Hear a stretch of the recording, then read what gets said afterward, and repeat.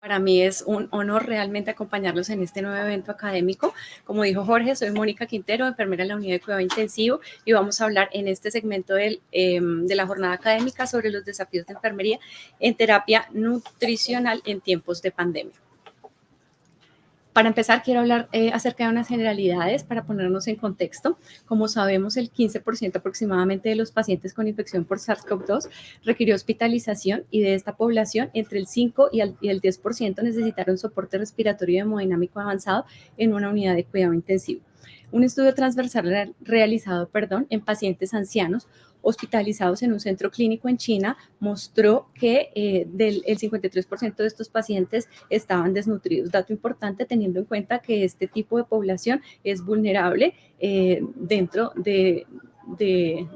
contexto. La estancia prolongada, como sabemos, en cuidado intensivo contribuye a la desnutrición por un aumento del catabolismo muscular que conduce a la pérdida de masa y función del músculo esquelético, con un fuerte impacto en la calidad de vida del paciente, generando discapacidad y morbilidad persistente incluso hasta después del alta.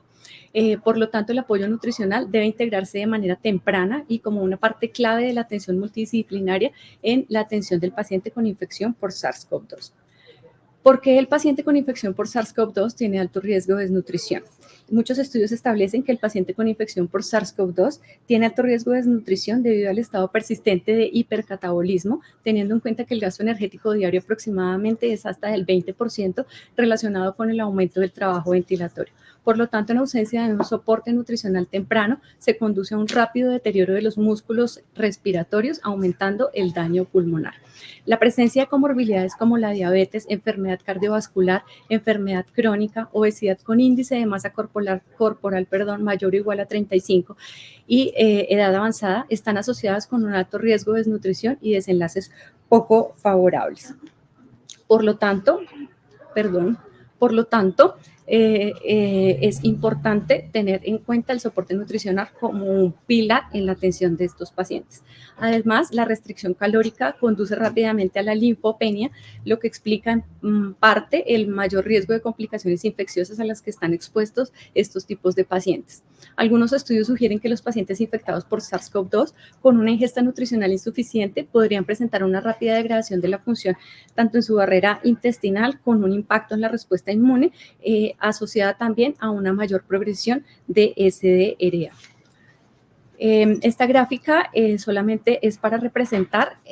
cómo la población de riesgo, incluida las personas con obesidad, las personas con edad avanzada o con enfermedades crónicas, tienen 10 veces mayor riesgo de mortalidad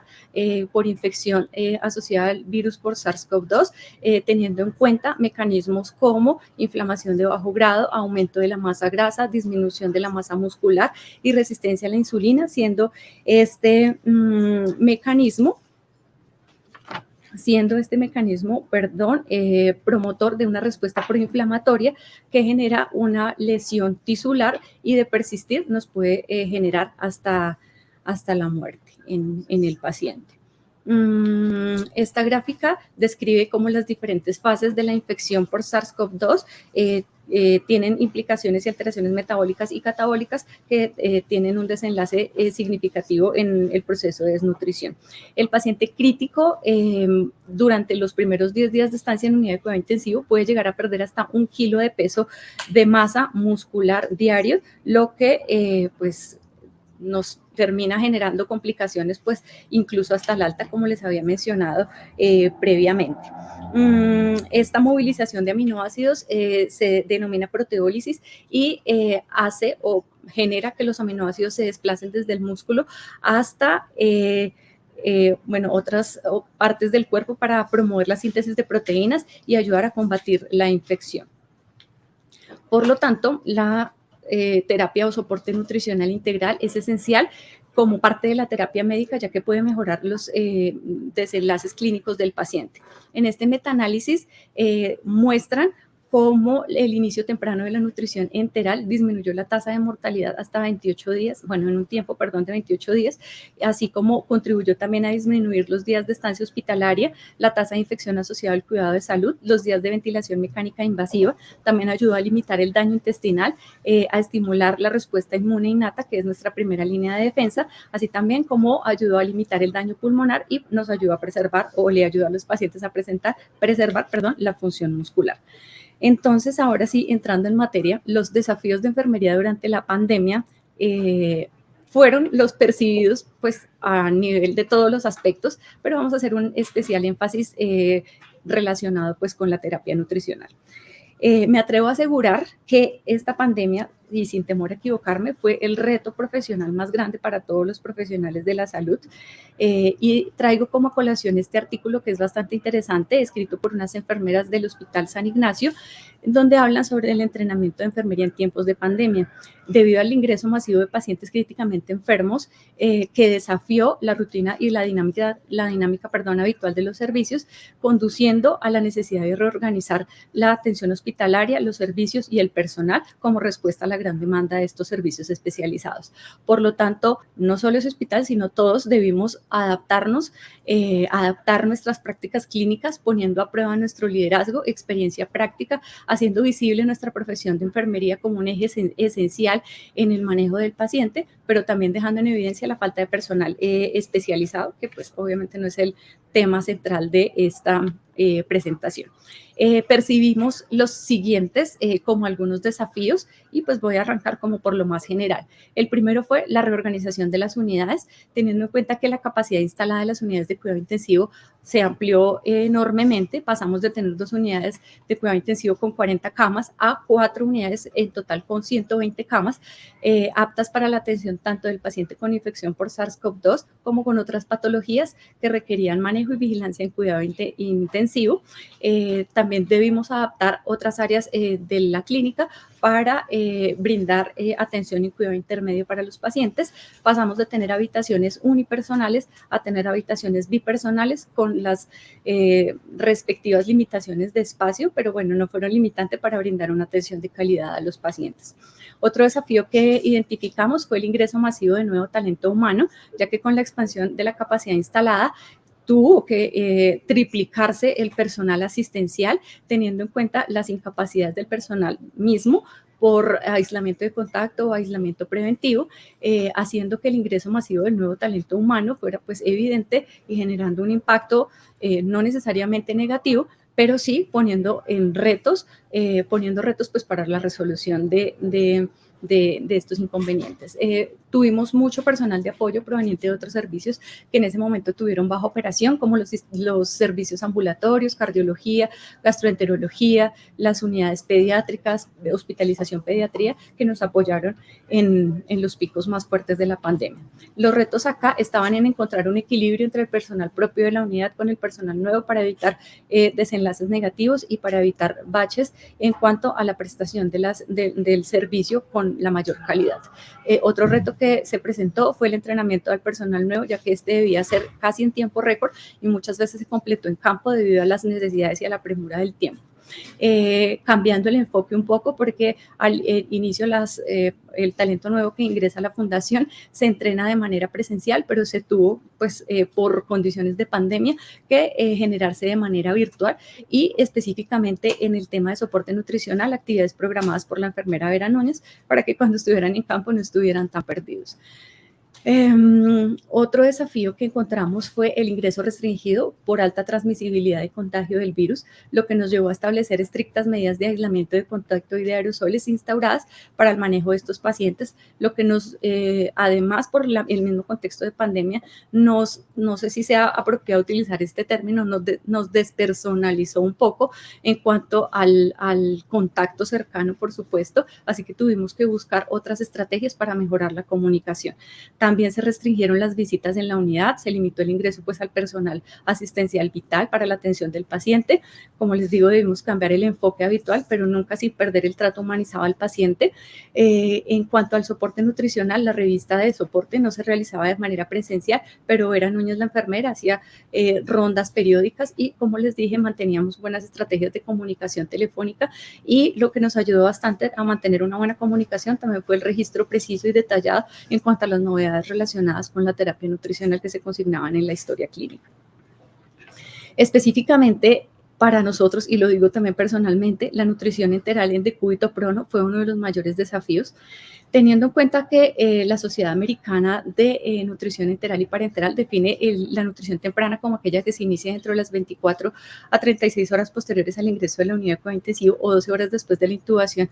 e inicio de la ventilación mecánica. Estos pacientes con alta incidencia de SRA pues necesitaban evidentemente tener este soporte lo más pronto posible,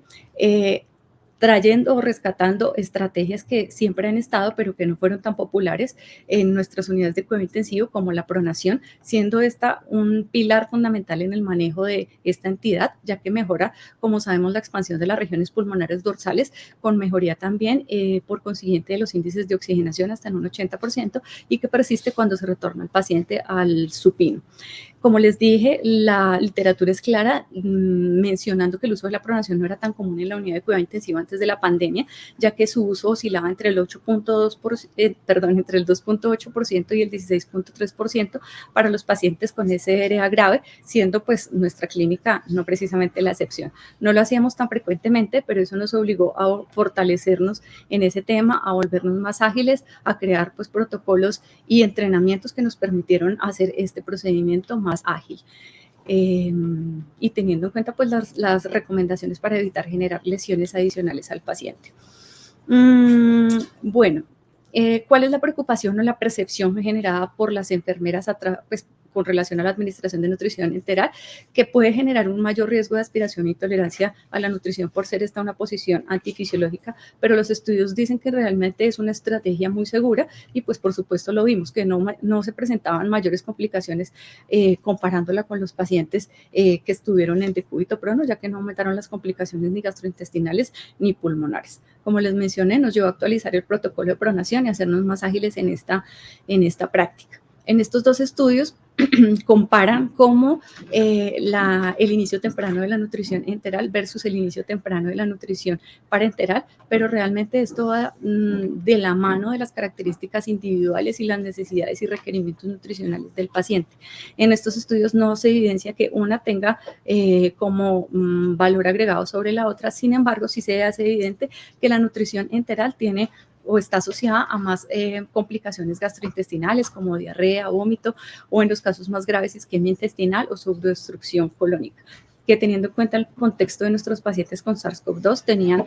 afectación en diferentes órganos pues debido al mismo virus. La jefe era Cecilia Núñez, nuestra enfermera de soporte nutricional, diseñó este algoritmo para la administración de nutrición enteral en prono, que es una herramienta bastante útil que nos permite tener en cuenta varias consideraciones o variables y sobre todo cuidados a la hora de pronar al paciente, como la suspensión de la nutrición 2 horas antes y el reinicio 2 horas después de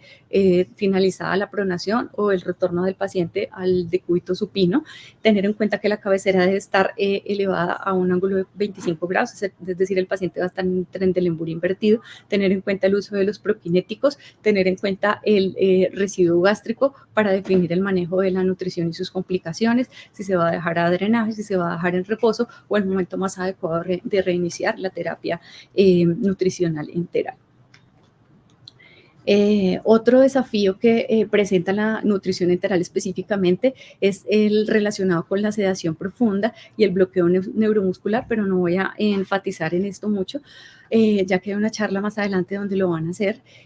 pero sí para recalcar que estos medicamentos por su naturaleza generan varios efectos adversos a nivel gastrointestinal, como pues las benzodiazepinas y los opioides, a nivel de estreñimiento o a nivel de vómito. Entonces debemos tener en cuenta siempre el uso de propinéticos en caso del estreñimiento u otras estrategias farmacológicas para limitar o contener un poco estos efectos. Finalmente,